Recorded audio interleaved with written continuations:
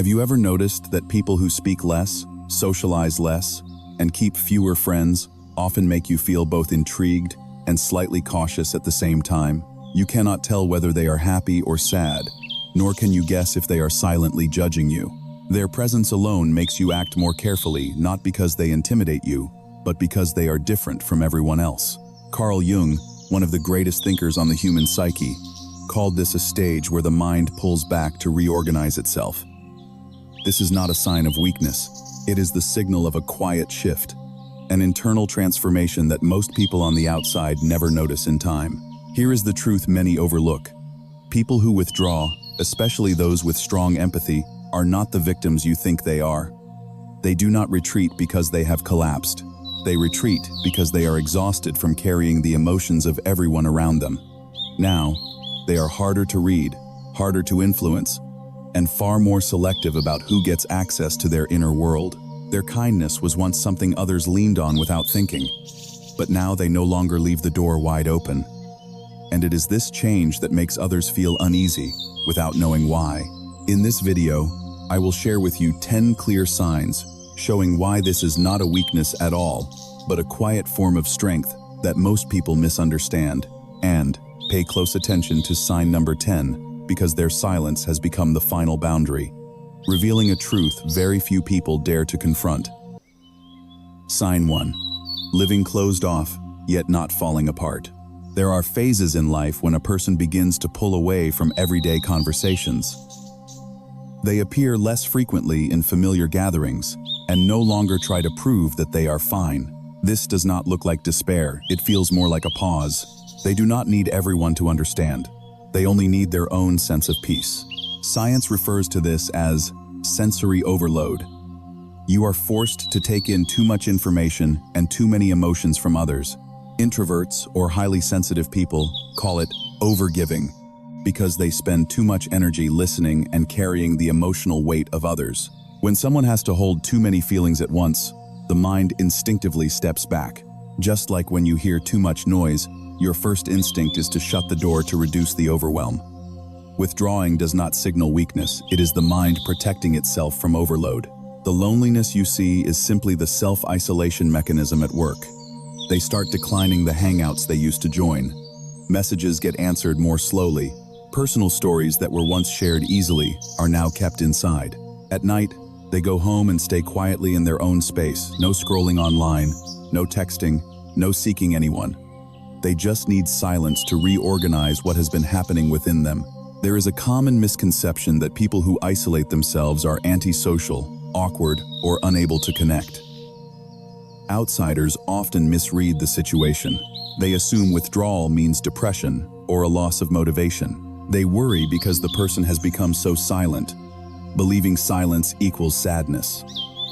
But inside, someone who lives quietly is doing the opposite.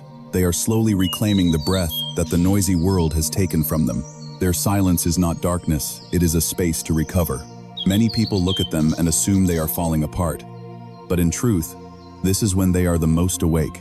In their quietness, they finally have the space to rest and sort through the things they have ignored for years. What you think is fragility is actually the moment they regain their inner strength. Closing off is not collapsing. It is how they keep themselves safe. In many cases, this inward turn only happens after a long period of bending themselves around other people's emotions. They have listened more than their capacity allowed. They have empathized too deeply, carrying worries that were never theirs. When the body signals exhaustion, the mind chooses to withdraw so it will not be swept away any further. They are not stopping to run away, they are stopping to recalibrate. The process is quiet, but you can see it in their eyes and their demeanor. No more rushing to make others comfortable.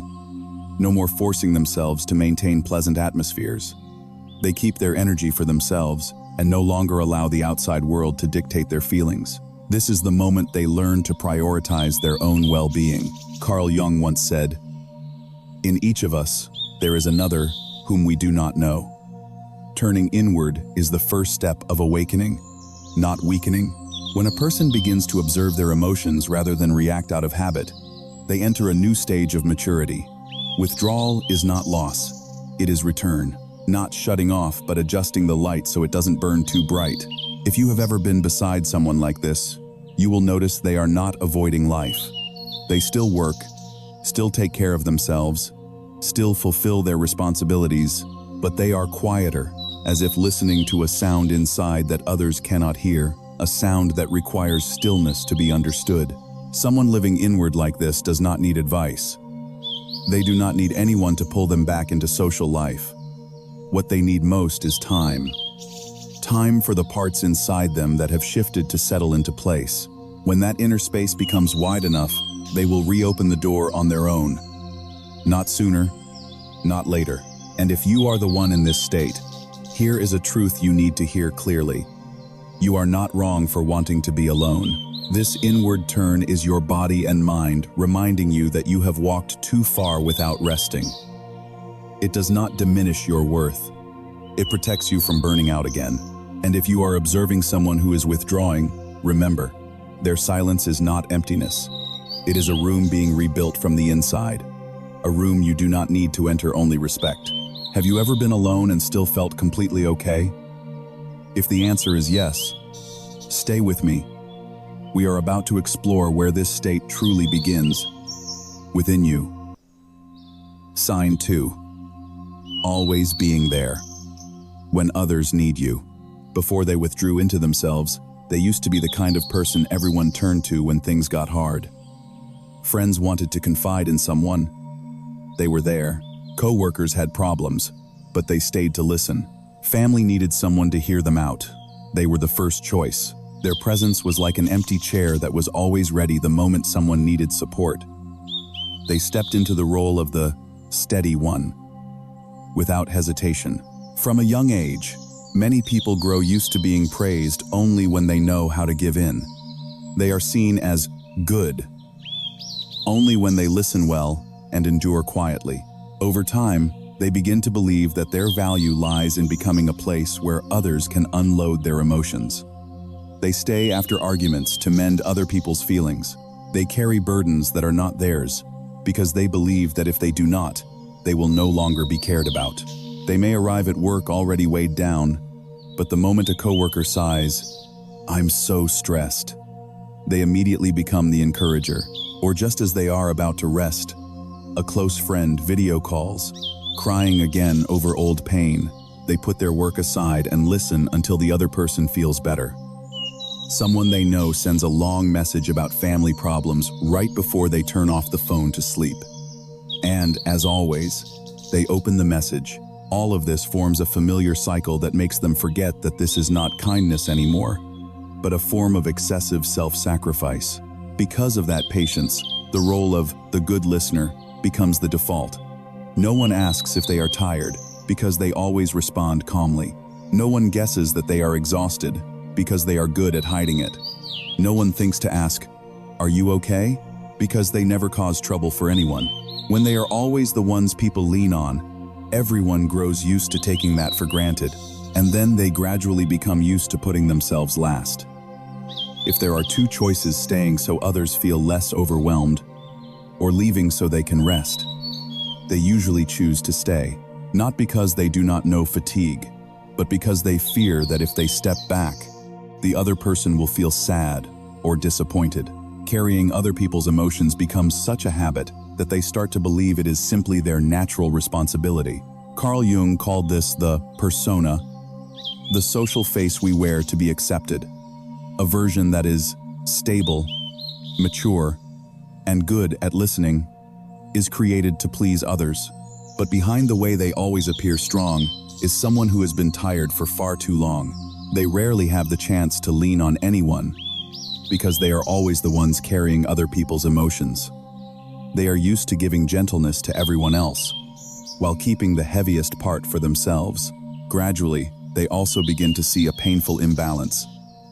They are always there for others, but when they need a hand, a small question like, "Are you okay?" everything feels empty. They help people get through one sadness after another. Yet, when they themselves collapse, no one understands. That feeling of being left behind makes them realize that their kindness is often received without ever being returned. There are nights when they lie down feeling so tired that no words seem enough to describe it. Not the tiredness of work, but the exhaustion of carrying other people's emotions all day long. Tired from having to stay calm while everything inside is in chaos. Tired because everyone has a place to release their feelings, but they have nowhere to rest.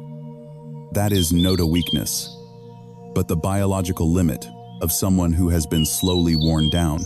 I once heard a friend tell a story about a time when she had just gotten off work, her head still buzzing after meetings all day. As she stepped out of the elevator, her phone vibrated. An old friend texted, "Are you free? I really need to talk about this right now." She stood right there in the lobby, leaning against the wall, listening for 40 minutes, even though her legs were numb with exhaustion. Throughout the call, she did not complain once. She patiently asked questions, suggested possible solutions, and gently reassured her friend until the other person finally sighed in relief. When the call ended, she quietly got on the bus, closed her eyes from fatigue, and still told herself, "It's okay. Being able to help is enough." And okay, a few weeks later, it was her turn to face trouble. One morning, she received news that the project she had followed for 2 months had collapsed, and all her effort had almost become nothing. Her hands trembled as she left the meeting room, holding back tears so no one would see the panic inside her. In that moment of exhaustion, she opened her phone and texted the very person she had once stood in the lobby for 40 minutes to listen to. "I'm really overwhelmed. Are you free?" The message was seen right away, but there was no reply. 1 hour passed with no response. By evening, that person posted a story at a cafe, smiling brightly with the caption, "A gentle evening." She looked at the screen, then turned off her phone. No anger, no blame, just a hollow feeling, as if something had slipped out of her hands. And do you know what made her saddest? Not that she had given too much, but that, at the exact moment she needed someone by her side, the person she had once stayed for did not stay for her. When you see someone start to live more closed off, part of the reason comes from this very sign. That is the moment they realize they are too tired of having to be there for everyone. That is the moment they understand that always being there is not love, but leaving themselves behind. Have you ever grown used to always being the one who shows up whenever others need you? If so, do not worry or blame yourself. It only shows that you have been used to living by putting others before yourself for too long. And if you have ever been the one who endures well, you will understand how thin the line is between kindness and exhaustion. When the body touches that line, behavior often shifts in a quiet way that even the person themselves never expected. Sign 3. Getting used to giving without expecting. People who live in the habit of putting others first for so long eventually forget what they themselves truly need. They were not born to endure everything. They have simply grown used to responding automatically. If someone asks, they nod yes.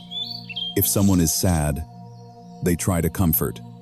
If someone is in trouble, they want to step in and help. Everything happens so quickly, like an unconscious reflex, that they no longer have time to ask themselves a simple question. Do I still have enough strength? Over time, giving is no longer a choice, it becomes the default way they live. Try to imagine a young woman who has just gotten off work, her stomach aching because she has not had time to eat. Yet when a coworker calls asking for help fixing a report file, she turns back to the office. A young man has just lain down to rest after a long day, but when a friend texts, "I'm really overwhelmed," he jumps up and calls right away.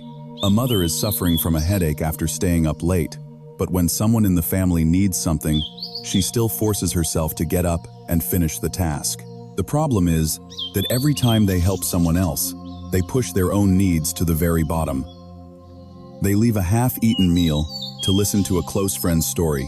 They drop their personal plans to soothe their partner's emotions. They take on extra responsibilities even when their schedule is already full. They do not dare to refuse because there is always a fear in their mind. What if they feel sad? What if they feel disappointed? Their personal boundaries slowly fade because they have grown used to putting others before everything else.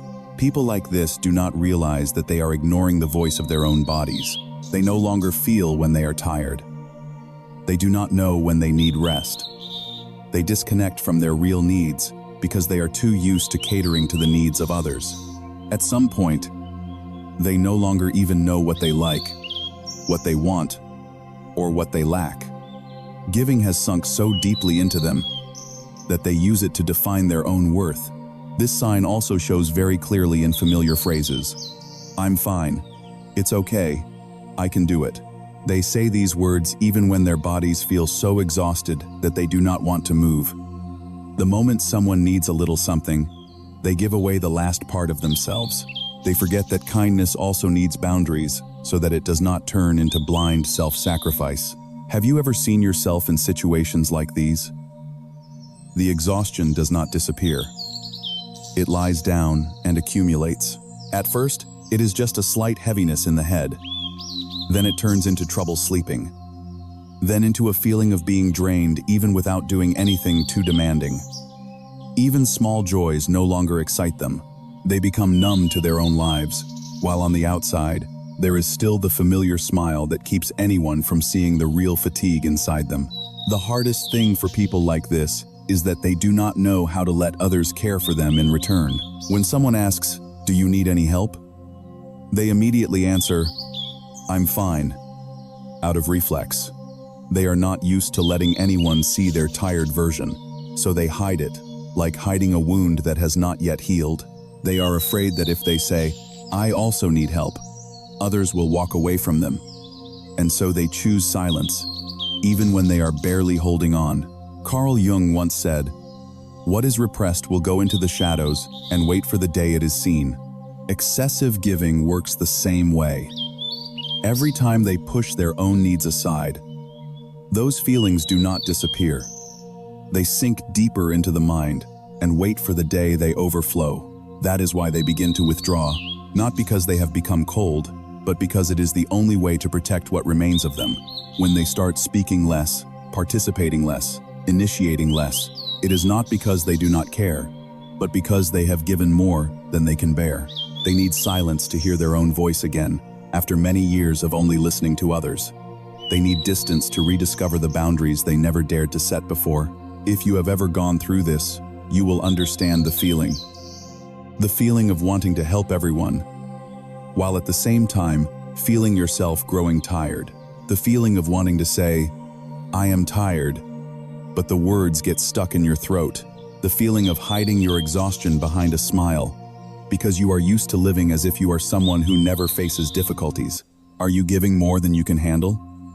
Sometimes, the body is the first to signal that this is happening. It feels tired. It feels heavy. It grows quiet.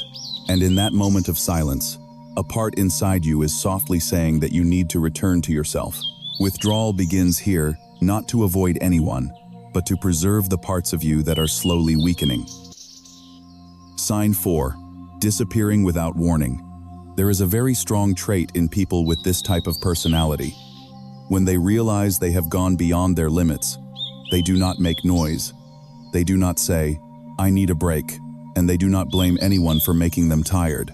They do not create drama, and they do not send long messages explaining themselves. They simply quietly pull their energy back, as if switching their inner power to low battery mode. From the outside, it may look like nothing has changed, but inside them, a decision has already been made. Enough. Before, whenever they felt they needed space, they still tried to explain. They said they were tired. They wanted to rest. They needed quiet. But the more they explained, the more they were pulled into questions like, "What's wrong? Is something going on? Don't be like that." And then into well-meaning persuasion that forced them to keep pushing themselves as before. They realized that speaking up did not actually give them rest. It only made them spend even more energy reassuring others. And from that point on, they chose silence. Not to hurt anyone, but to avoid having to answer anything further. Silence became the safest way to preserve the last of their strength, without having to prove anything, explain anything, or ask anyone for permission to do so. When words are no longer a safe place, silence becomes the only way. This is not coldness. It is the moment when the body is so tired that it no longer has the capacity to explain. No energy left to process other people's emotions. No desire left to maintain interaction. They withdraw, like a wound being covered so it can heal. That silence sends no signal, yet it holds all the exhaustion they have been gritting their teeth through for months. Before, they were the kind of person who always responded quickly, just one message, and they would reply right away, always polite, always attentive. But lately, you send a message, and they open it, then leave it there. They read it hours later, or read it and do not reply. Conversations that used to be regular slowly thin out, then stop altogether. In group chats with friends, they go quiet. At work, they do only what is required. On social media, they are so absent that others think they have disappeared. The truth is, they are still there. They have simply withdrawn their presence. They stop sharing everyday things. Stop updating their life. Stop joining the conversations that once felt familiar. This confuses people around them. They wonder, what happened? Or, did I do something wrong? But in reality, no one is at fault here. Only they themselves truly understand how they are and what they need. I know a particular case like this. Someone had just moved to a new work environment. In the new place, they kept their habit of silence. At lunchtime, they chose to sit in a corner and eat quietly. In meetings, they spoke only about work, never sharing personal matters. Before long, a few coworkers began to comment, "This person seems unfriendly. Maybe they're hard to get close to." But the truth was completely different. They simply did not want to repeat the old cycle, where they were pulled into endless small talk. Carl Jung once wrote that the psyche always self-regulates when it senses the danger of being carried too far.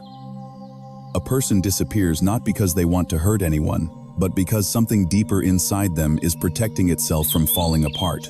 When the nervous system has to absorb too much, it automatically shuts down to avoid collapse. This is the stage when the mind pulls them back into a silent, safe zone. I have met many people with this kind of personality. They enter a new environment and naturally choose to stand on the edge, observing before blending in. Not because they look down on anyone, but because they are used to keeping a safe distance for themselves. These people tend to enjoy being alone, enjoy quiet, and enjoy moments of stillness to think. For them, silence is not discomfort. It is a natural state. They do not need many social conversations to feel okay. Just a small desk of their own, a clear task, and a quiet enough space is enough for them to feel comfortable. Sometimes, they may become thoughtful even in the middle of a crowd, sinking into their own stream of thoughts without noticing that others are waiting for a response. That is not coldness. That is how they process the world. More slowly, more deeply, and more inwardly. Others may feel that they are distant and hard to understand, but for themselves, this is a rare time when nothing is demanded of them. They can sit alone in a room, stare at a random point, without having to analyze anything. They can turn off their phone without feeling guilty. They can let themselves drift in the quiet of a day when no one needs them. Silence suddenly becomes a medicine that calms their mind after too many noisy days. Their disappearance usually does not last forever, but it changes the way they see everything. In those days of stepping back, they see clearly for the first time just how tired they have been after years of always being there for others. Silence lets them stand still long enough to realize that they have been chasing too many needs that were never theirs. And that constant presence made them forget what it feels like to exist in a world of their own. So even though their withdrawal may confuse others, for them, it is the first step toward breathing deeply again. It is the moment they face the truth that they have been exhausted for far too long. And from there, they begin to learn how to return to themselves slowly, clearly, as if for the first time, they are writing the rhythm of their own life again. Sign 5. Being labeled cold and distant. People often get used to seeing someone through the version they have known for many years. If you used to be easygoing, they assume you must always be that way. If you were always the one who listened, they think you will keep listening forever. When you change, even just a little, Many do not see it as a sign that you are tired. They see it as something strange. They attach labels to you like cold, distant, hard to approach. Not because you have become worse, but because you no longer meet their old expectations. The moment you start protecting yourself, you are blamed more than you are understood. Their silence forces others to face their own emotions. When they no longer nod in agreement, no longer smile to keep the peace, no longer soothe others so everyone feels comfortable, quite a few people begin to feel uneasy. Because for so long, their softness had become a familiar part of relationships. When that familiar part disappears, people feel a sense of loss and rush to find words to fill the gap. Have you ever heard people say to you, "You've changed so much lately. Why are you so cold now? You're different. You used to care a lot." These sentences are often said as if you have become a worse version of yourself. But in reality, you have not grown colder. You are conserving your energy, no longer reacting out of old habits. You are no longer trying to make everyone comfortable, because you have realized that comfort once cost you too much of yourself. Before, when you were sad, they were the ones who asked, called, and listened until you felt lighter. But when they enter a phase of exhaustion and need quiet, they no longer respond right away. They slow down. They read messages but do not answer yet. They choose silence because they no longer have the strength to hold one more story. And it is in that very moment of slowness that others begin to give them a new label. Distant. Hard to approach. The truth is, they have not become worse the way people say. They simply no longer give automatically in the way they maintained for far too long. They start refusing things that once felt like defaults. They begin asking themselves, "Can I handle this?" Instead of rushing in to help. This makes others uncomfortable. Because people are used to the version that always responded easily. When that responsiveness fades, they are seen as having a problem, even though in reality, they are learning how to protect themselves. Carl Jung called this phenomenon projection. When someone loses a familiar source of comfort, they unconsciously place that emptiness onto the other person and interpret it as, "You've become cold. You're so careless now." The one who says this is not truly angry. They are simply feeling an uncomfortable emotion inside and using the quiet person as a mirror to reflect it. What makes them uneasy is not the silence, but the fact that they are forced to look at something they have always avoided. For someone who is living more withdrawn, these labels easily create a sense of isolation. They do not intend to hurt anyone, yet they are seen as uncaring. They only want to keep a little peace for themselves, yet they are misunderstood as indifferent. This makes them retreat even more, because instead of being asked, "Are you okay?" they hear words that make them feel as if they are at fault. They find it harder to breathe every time they have to explain something when they are already too tired even to speak. Has anyone ever labeled you as cold, hard to approach, different from before, simply because you started setting boundaries for yourself? The moment you say, "I'm tired, I can't do this," or simply slow down, many people will not like it. Not because you are wrong, but because they no longer receive the comfort they were used to getting from you. So, in that situation, what should you do? You do not need to convince anyone to understand. You do not need to explain just to make them satisfied. And you certainly do not need to return to your old version just to keep the peace. The only thing you need to do is continue following what your heart is telling you. I am tired, and I have the right to rest. Let that new boundary stand firm a little longer. If it makes some people drift away from you, that is what needs to happen.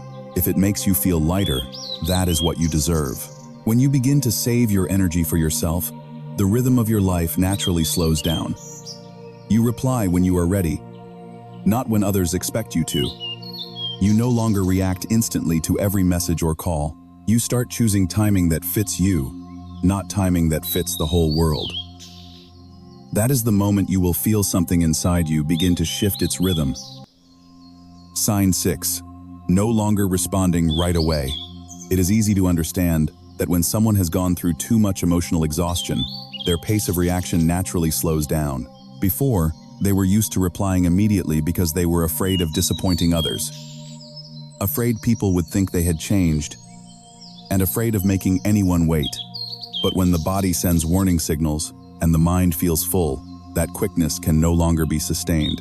They begin to pause for a moment before responding, not to be difficult, but because they need to check whether they have enough energy to step into that conversation. Slowing down is not a sign of coldness. It is a sign that they are finally listening to themselves more after many years of only listening to other people's needs.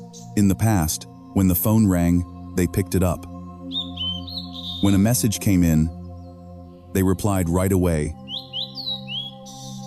regardless of the time or their emotional state. That responsiveness made others always feel cared for, but in reality, it was the result of living for too long in a constant state of readiness. Ready to support, ready to listen, ready to fix things. That rhythm of life was not natural. It was the outcome of the habit of putting others before themselves. At some point, their body and mind can no longer keep up with that pace. The quiet buildup of exhaustion forces them to slow down. No longer chasing every notification, no longer feeling obligated to respond immediately, they begin to allow themselves a few minutes before replying, or a few hours, even a few days. And they realize that not responding right away does not make the world collapse. It actually helps them breathe better. I once knew someone who used to reply to messages within minutes, but after a period of burnout, they left messages sitting there until evening, not because they were angry with anyone, but because they needed to sit down, drink a glass of water, steady their mind, and only then reply. Once, a family member called 3 times in a row. They looked at the name on the screen, held the phone tightly, then put it down. They knew that if they answered at that moment, they would have to listen to a long story, they would have to nod, and they would have to encourage. But right then, they simply did not have the strength. They let the call go to voicemail and told themselves, "I will call back when I truly have the energy." In a group chat with friends, they used to be the first to respond. Now, they read the messages and turn off the screen. No comments, no forced smiles, no trying to join in. That evening, when everyone had finished talking, they sent a short message. "I was a bit busy." Not a lie, they were busy. With themselves. Or there are days when a coworker starts a conversation and they only smile, no longer stepping into it like before. In their mind, a gentle thought appears. "I no longer have space for this right now." Small actions like these may seem simple on the surface, but they reveal a big truth. They are no longer reacting at other people's speed. They are adjusting their life rhythm to the pace their heart and spirit can truly sustain. For many people who were used to quick responses from them, this change can feel uncomfortable. They may feel ignored, overlooked, or treated coldly, but in reality, they are misunderstanding it. Slowing down is not withdrawing affection. It is a sign that someone is becoming steadier. Steady enough that they no longer react out of the anxiety that others will be upset if they do not respond immediately. They understand that other people's emotions are no longer their responsibility. In the depths of psychology, Carl Jung described this state as psychological energy being drawn back to the center of the self. When someone pulls their energy inward, they become more reserved, less reactive, and more observant. They are no longer pulled outward by sudden calls or demands. And this is exactly what helps them maintain inner stability, something they used to lose again and again. Slowing down also helps them see more clearly who truly cares about them. Those who respect them will not complain when they reply slowly. Those who truly love them will gently ask, "Are you okay?" instead of saying, "Why are you ignoring me?" Slowing down becomes a natural test, helping them distinguish between genuine connection and connection based on the habit of having one's emotions constantly served. There are days when they open their phone and see many unanswered messages, but instead of rushing to reply to everyone, they put the phone down and continue with their work. They no longer let the fear that someone might be upset push them. They prioritize their own rhythm, a rhythm much slower than what they once accepted. And it is this slower pace that makes them feel steadier, calmer, and less pulled into emotions that are not truly theirs. A person who used to respond quickly is often someone afraid of disappointing others, afraid of being misunderstood, afraid of being seen as uncaring, afraid of not being good enough. But when they begin to slow down, they are stepping out of that fear. They understand that their rush once came from not giving themselves the right to be tired. This sign is proof that they are growing on the inside. They accept that they are not always ready, and that does not mean they have become a worse person. In this process, they learn to respond when they are truly present, when their mind is calm enough, when their body is strong enough. Responding when they are ready helps them speak more honestly, live more authentically, and keep clarity in every interaction. When the mind is too exhausted and they force themselves to respond quickly, they are more likely to say things they do not mean, do things they do not want to do, and fall back into the old cycle. As life's rhythm slows down, they realize that many relationships in the past were maintained by forced quickness. When they slow down, those relationships become harder to sustain. But real connections will remain without needing fast reactions, without needing immediate responses. Slowing down helps them see clearly where they can breathe and where they have always had to strain themselves. Before moving on to sign 7, we would like to thank you for coming this far, more than halfway through this journey. If this content has touched you, please like or share it to help us spread these meaningful lessons to more people. Every share you make is a small action, but one that carries deep meaning, just like the lessons Carl Jung has brought to us. Sign 7 is a very profound turning point, where the empath begins to withdraw, not because they are tired, but because they start to keep the parts of themselves that they once gave away too much. Sign 7, withdrawing to preserve yourself. At a certain point, a person who lives inwardly no longer sees their withdrawal as an act against anyone. They realize they are not pulling away out of resentment, not staying silent to make someone understand, and not disappearing to make anyone feel guilty. They withdraw because they are simply too exhausted to keep maintaining versions of themselves that drain them. This is a very important shift, because for the first time in their life, they place themselves at the center of their own decisions. Before, they always tried to explain whenever they needed space. They said, "We'll talk later. I'm a bit busy. I'm fine." These phrases were used to keep the peace and to prevent others from thinking they had changed. But the more they explained, the more exhausted they became, because they had to convince others about choices that they themselves had not yet dared to fully stand by. At this point, they begin to understand that withdrawal does not need reasons. It needs honesty with the feelings inside. When they choose to step away from a relationship or a group, it is no longer a reaction. It is the result of many months or many years of trying to endure. Every long conversation, every unreasonable expectation, every time their emotions were dismissed, added a piece to the moment they finally pulled themselves back. There is no single drop that makes the cup overflow. There is only someone who has reached their limit and no longer wants to lose themselves one more time. In real life, you will see this sign when they actively reduce the relationships that drain them. For example, they no longer reply to messages just to be polite. They no longer stay in conversations. They know they will leave feeling heavy. They no longer accept invitations from people who always make them tired. They begin to choose carefully who they spend time with, who they talk to, and what they give their energy to. One of the clearest moments is when they leave relationships they were once deeply attached to. There is no arguing, no blaming, no dramatic goodbye. They simply stand up and walk away quietly, because they know that staying would only hurt them more. For them, cutting off a relationship is not a loss.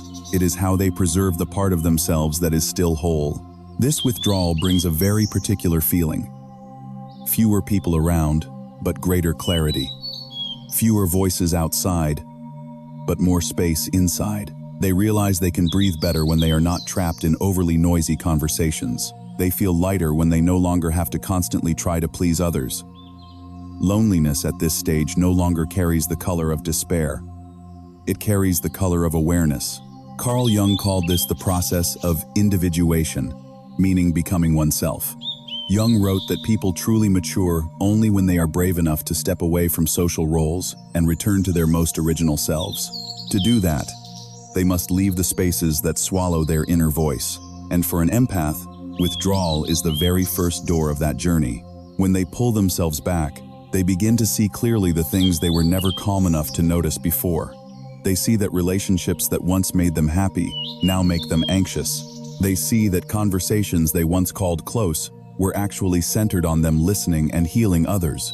They see that people who once said, "I need you," never asked, "Are you okay?" These realizations do not make them bitter, but they make them awake. What is interesting is that when they withdraw in this way, the people closest to them are often the most shocked. Not because the withdrawal is sudden, but because they never realized how much they had taken from that person over many years. The silence makes others feel confused and sometimes even abandoned.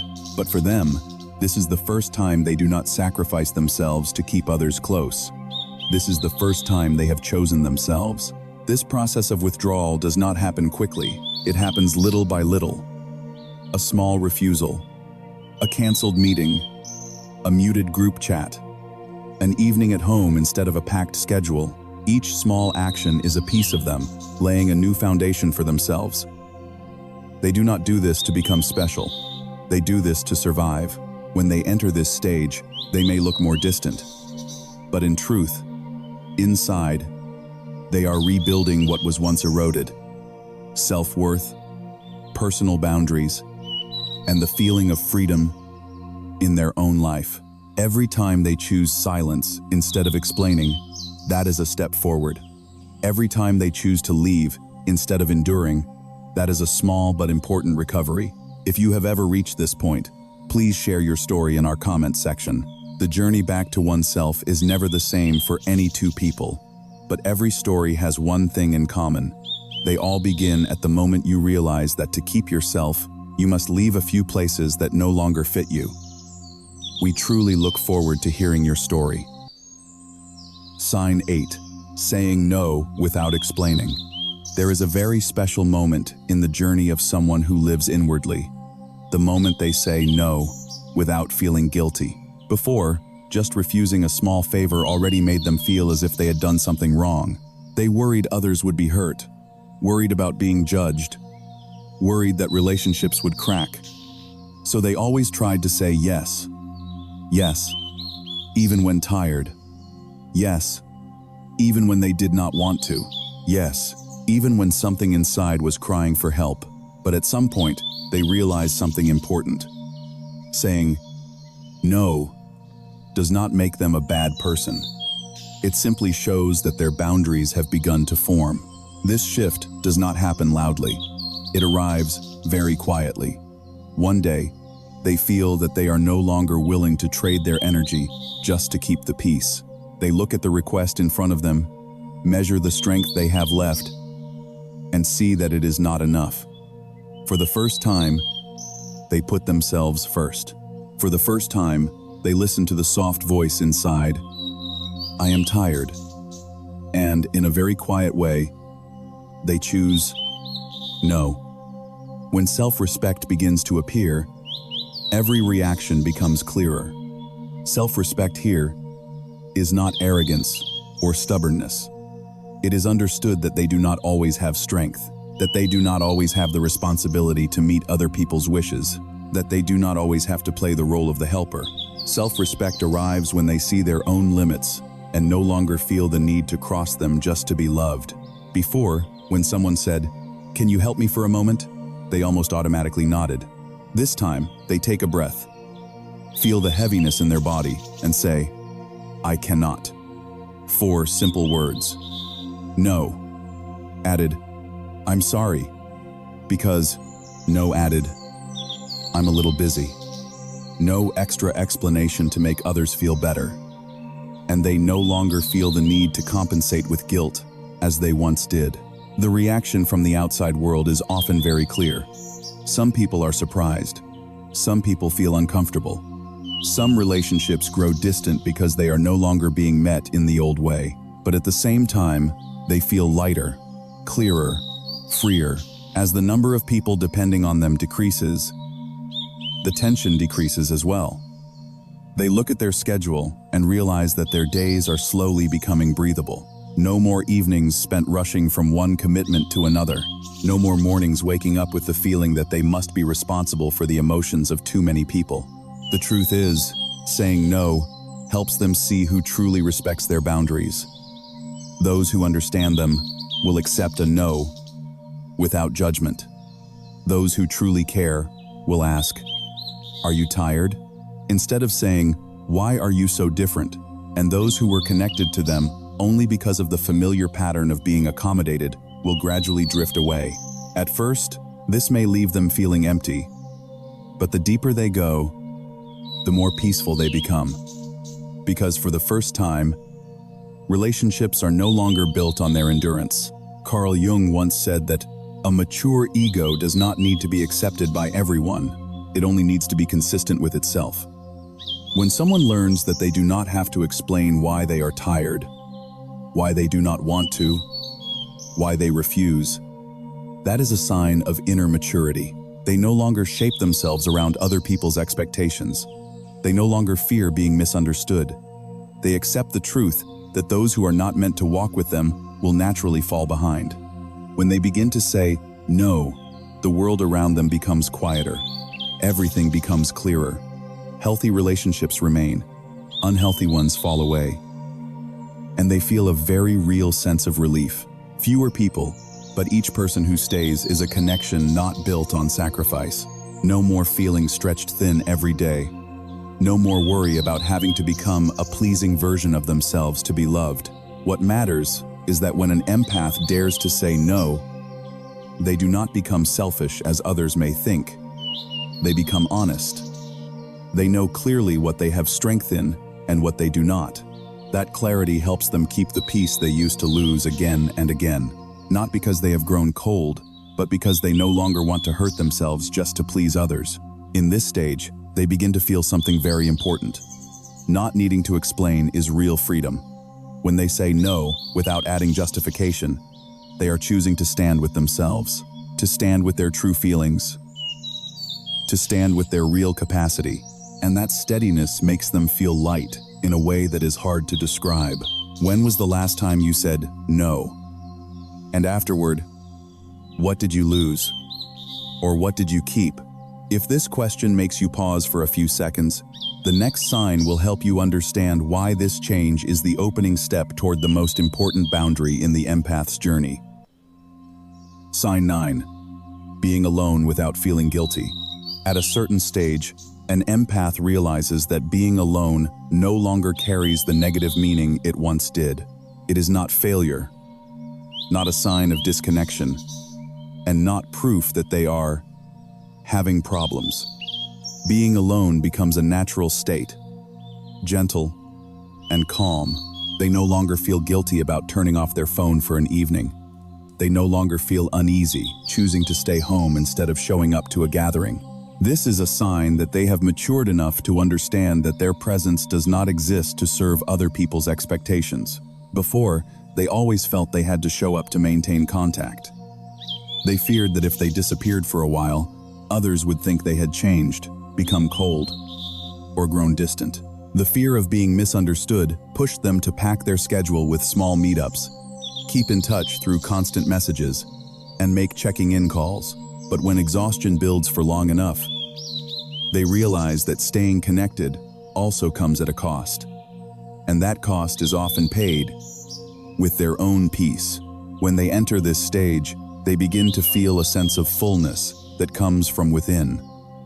No need for others' validation. No need for noise to fill the emptiness. No need to constantly appear just to be reassured that they are still okay. They look at their quiet evening at home, at their familiar bed, at the calm space around them, and realize that they no longer feel empty as before. They feel enough. There was a time when, if they had no plans on a weekend night, they would feel restless. They would quickly arrange a meeting or message someone just to feel that they still belonged somewhere. But now, they can stretch out on the sofa, watch an old movie, or simply let the room stay quiet for a few hours without feeling inadequate. No reason, no pressure, no guilt. From the outside, others may think they have become more distant, but inside, this is a quiet kind of growth. When they no longer feel the need to please others, they become freer in their choices. They eat when they are hungry, sleep when they are tired, go out when they want, say no when they no longer have the energy. They listen to their own body instead of chasing the invisible pressure to always show up that society unconsciously places on them. Most importantly, they no longer feel guilty for prioritizing their own emotions. They no longer believe that choosing to be alone means abandoning someone. They no longer fear comments about their change. They understand that the price of living truthfully is often the fading of relationships that are not deep enough. But in return, they gain something far more important, their own peace. As this quiet continues, they begin to feel layers of emotion inside that they never had time to hear before. They realize how much they once endured. They recognize which relationships drained them. They see which spaces always require them to strain just to exist. These realizations do not come from listening to others. They come from the moments of stillness they finally allow themselves to live in. Carl Jung once said that connection with the self, the true being, only happens when a person is calm enough to hear the inner voice. And empaths often lack that chance for most of their lives, because they are always busy listening to other people's voices. When they finally withdraw and dare to be alone for the first time, they hear themselves clearly. Questions like, what do I like? What do I want? And where am I tired? Become more important than, what do others need from me? In this stage, peace can arrive unexpectedly. They sit in their room and realize they are not as tense as before. They take a walk alone and feel light. They eat a simple meal without anyone beside them and still find it satisfying. Every moment alone gives them another layer of understanding about themselves. And this understanding is what makes them no longer afraid of solitude. Of course, there will be people who do not understand this change. They will ask, why are you so quiet lately? Why don't you go out anymore? Scone, scone, scone, scone, scone. Why do you seem so different? But at this stage, the empath no longer runs after explanations. They smile, they keep their distance, they cherish their quiet. And this makes them steadier, clearer, and no longer feel the need to apologize for needing space for themselves. How do you feel when you are alone? If you have ever found peace in silence, the final sign will show you why that quiet is not just an escape, but a new boundary forming inside you. Someone who once feared being alone, after passing through this stage, will understand a deep truth. The worst loneliness is not when no one is beside you. The worst loneliness is when you are surrounded by people, but still have to pretend that you are okay. When they let go of that role, being alone becomes liberation, not lack. Sign 10. When silence takes the shape of boundaries. Their silence is no longer the kind that comes from exhaustion, sadness, or the desire to escape. It now has shape, structure, and a clear purpose. If before they stayed silent because they did not know how to express what they needed, now they stay silent because they know exactly what deserves their energy and what does not. That silence becomes a door they consciously close to protect the peace they spent many years trying to reclaim. At this stage, they no longer react automatically to everything coming from the outside. A question does not force them to answer right away. A favor does not make them rush in to help. A provocation does not push them to defend or argue. Their silence becomes the final filter, helping them screen out relationships, conversations, and demands that are not worthy. Their non-reaction itself becomes a kind of reaction, a reaction that chooses to preserve itself. If someone once complained that they were hard to understand or not like before, they used to explain just to reassure the other person. But now, they no longer justify themselves or adjust to other people's emotions. They understand that their change is not meant to make others comfortable, but to save the deepest part of themselves from repeating old wounds. When someone texts with a familiar request like, "Can you help me for a bit?" they pause and check whether they truly have the energy. If they do not, they set the phone aside. No guilt, no self-blame, no long message of apology. They choose silence as the clearest answer. I respect my own limits. This silence does not make them cold. On the contrary, it makes them deeper. They know when to open up and when to close off. They no longer let themselves be pulled into unnecessary conversations or emotions that are not theirs. Each moment of silence is a moment they draw their energy back to the center, so it is not wasted unconsciously. This is not avoidance, it is how they keep their true self intact. Carl Jung once wrote, "No one becomes whole by avoiding their own shadow." At this stage, the empath has seen their shadow, the exhaustion, the burnout, the tendency to be taken advantage of, and they decide to protect it with boundaries. Silence becomes part of their new identity, born from self-understanding. They no longer need others to agree. They no longer need anyone to confirm that they are right. Their wholeness lies in the peace they are now holding on to. The impact of this change is strong, but unfolds quietly. Others may feel they are harder to approach, but deep inside, they are becoming steadier than ever. Every moment of silence helps them stay less swept away by the chaotic emotions around them, as if they are standing firmly at a center point, letting the emotional winds of others pass without shaking them. They are no longer ruled by other people's expectations.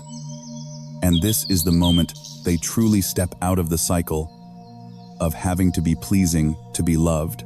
8. A special kind of silence appears when they are criticized or misunderstood. Instead of reacting, they choose to stand with themselves, because they know that most judgments from others do not truly speak about them, but only reflect the insecurity of the one who voices them. They do not build a stone wall, they simply do not open the door unless it is truly necessary. This is the most mature boundary, the boundary that does not need argument to prove itself. Over time, this structured silence helps them see people more clearly. Those who truly care will respect their space. Those who only look for them to unload emotions will gradually disappear. Relationships built on taking advantage will fall away on their own, and the ones who remain are those who can stand beside them without demanding that they sacrifice themselves. Quiet strength appears when a person no longer has to strain to prove anything. They do not speak much, but what they say is always clear. They do not appear often, but their presence always carries weight. Inner wholeness means they no longer need words to create boundaries. Their silence has already done that for them. Are you protecting your boundaries? If the silence within you is beginning to take shape, know that you are stepping into a new stage, a stage where you no longer lose yourself just to hold on to others. This is not abandonment, this is a return. You have just walked through 10 signs, but deeper than that, you have also passed through 7 layers of inner transformation that Jung called the journey back to the self. From withdrawing to preserve your breath, to looking back at the roles that once exhausted you, to daring to rebuild boundaries and step into structured silence, each layer marks a step you have taken back toward yourself. This journey is not about leaving the world. It is about leaving the things that drain you to return to what makes you whole. Carl Jung once said, "Until you make the unconscious conscious, it will direct your life, and you will call it fate." When your silence takes shape, you are no longer led by the unconscious. You begin to lead yourself. If you have stayed through this entire video, perhaps a part of you is beginning to awaken.